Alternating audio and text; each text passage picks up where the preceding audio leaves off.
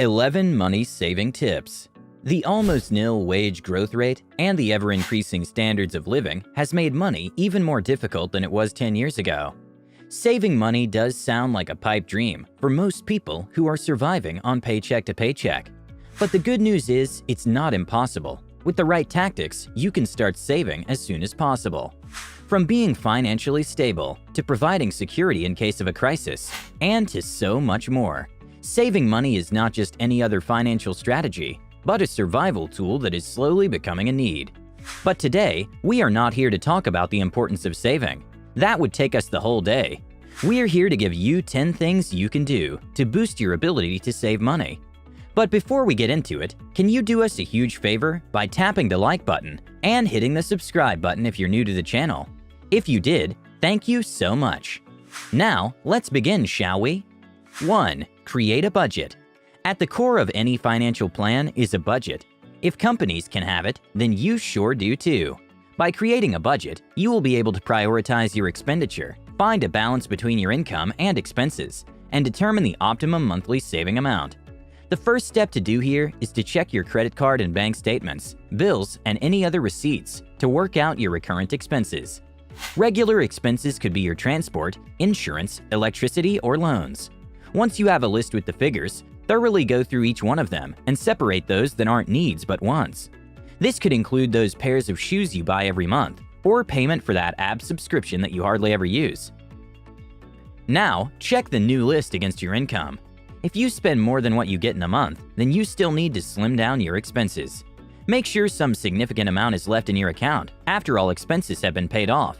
They say you should update your expenses yearly or after any major change in your life, such as losing a job or getting a baby. 2. Monitor your spending. The biggest money trap is thinking spending on big things is what gets one broke, but instead, it's the little things added up together that create the most damage. A cup of coffee that costs $2 isn't expensive, right? But let's do the math. If you buy it twice a day daily, you'll end up spending $120 a month. Instead, you can just buy a proper coffee maker at home for about $300, and the money spent on buying coffee daily could go a long way in repairing your credit card or other household bills. It's so important to keep track of all small expenses and day-to-day expenditure. At the end of the day, counter-check what you could have bought, and you'll be surprised to find bad habits that have been eating up your money. Make sure you're not living beyond your means, period. And by the way, just the thought that you'll have to thoroughly go through your spending can ward off impulse buys. 3. Clear off high-cost credit cards. That cute little card in your wallet can easily bring you down if you're not careful. Credit cards can be great. In fact, using them accordingly can increase your credit score. But here's the but. The same way it can help build your score is the same way it can bring you down.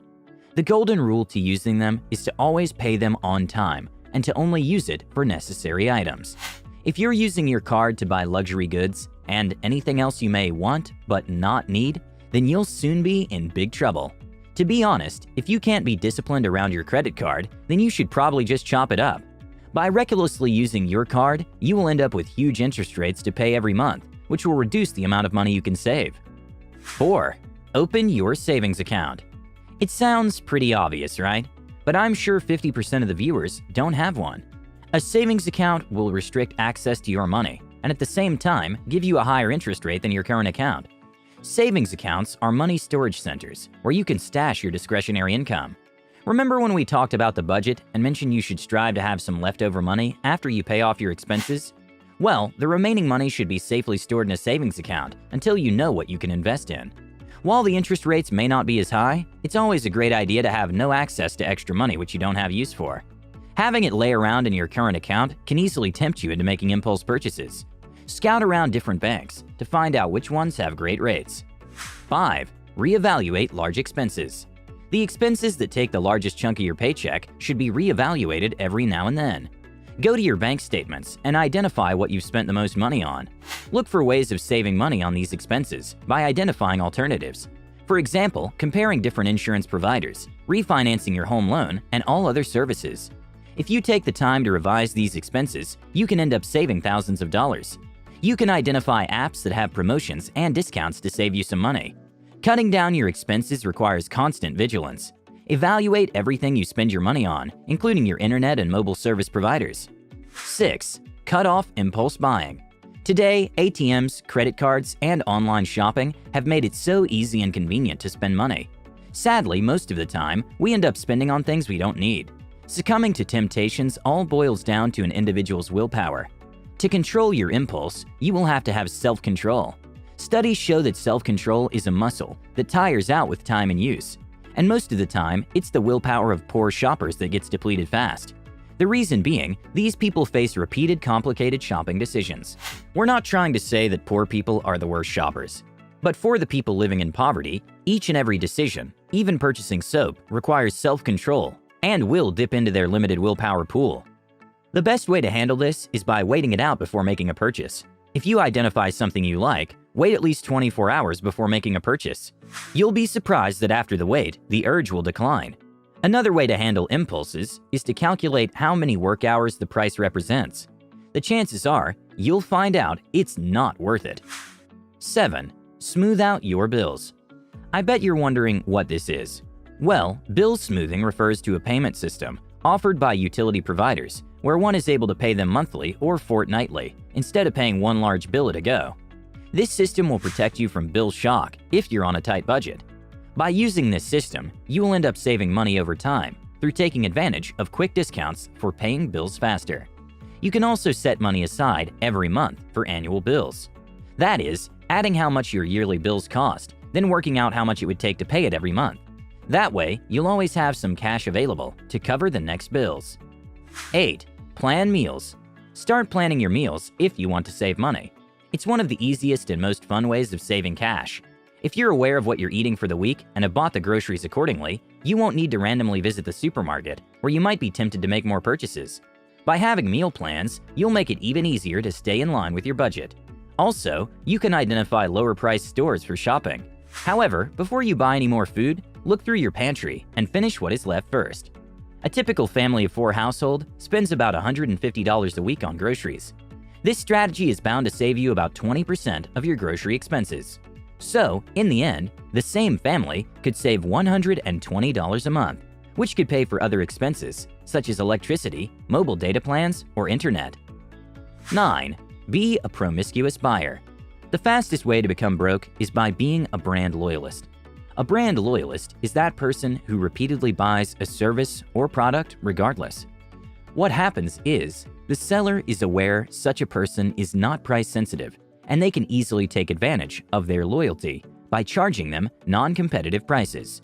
Never allow your emotional connection to a vendor to get in the way of you purchasing other brands. Start searching for better deals, and you'll be surprised at the availability of good quality, better priced services and products. If you're strongly attached to a particular expensive brand, chances are there are other companies lining up to give you better deals. Being a promiscuous consumer can save you a lot of money. Being loyal to a company may not get you a better deal, and in most cases could end up costing you a lot more. Only be loyal to companies that have fair price services and products of the highest quality. Trust me, there are so many of them. 10. Check yourself. This is the most important part of this whole process. If you want to save money, you have no choice but to check your mentality. Most people consider using all resources carefully and efficiently a virtue. However, as much as this is the case, we need to be wary of being too frugal. The easiest way to create a proper financial mindset is by focusing on earning, saving money, and investing it. Skimping on insurance and bills will not get you far and will create a poverty mindset. Such a mindset is preoccupied with shortage of cash and all the things the individual can't acquire. People create self-limiting ideas and beliefs based on fear of not succeeding or loss.